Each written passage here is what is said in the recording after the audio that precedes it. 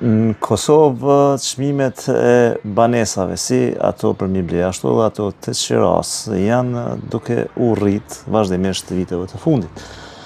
Edhe kjo po ndodh për shkak që banesat janë duke u ble edhe duke u lënë të thata. Mirë, po kjo nuk është rrëfimi për plot vende evropiane. Të thotë ta zojmë Britania, Irlanda, Spanja, Franca, Italia, disa qytete në Gjermani, veprojnë me njëherë.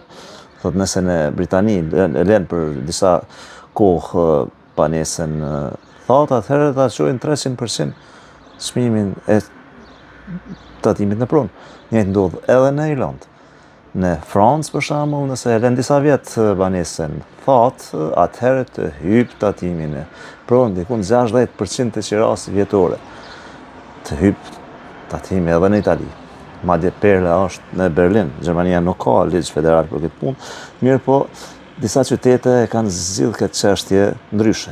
Thotë në Berlin ta zojnë, shkojnë banesat e dedikuara për qiraj, shkojnë me Airbnb për turista. Pra i nxjerrin nga tregu i qiras, edhe kur zvoglohet numri i banesave me qira, kjo është duke e rrit çmimin atje të qiras. Prandaj ata kanë ndërhyj edhe nuk i lejojnë këto. Nëse dikush shon në Airbnb edhe është banesë dedikuar për qira, atëherë e dënojnë. E nëse, nëse i rezulton thatë për 3 muaj që nuk është shumë me qira, e dënojnë. E nëse vazhdon kështu, atëherë dënimit shkojnë t'ju rrit dhe mund të përfundojë deri në 500.000 euro dënim. Ky rrëfim nuk është për Kosovë. Çka ndodh këtu? Banesat janë duke u ndërtuar më të mëdha, pa kontroll të anët, edhe janë duke u nxjerr nga tregu, pra duke u ble, duke u lënë thatë. As nuk shohen me qira, as kurrë.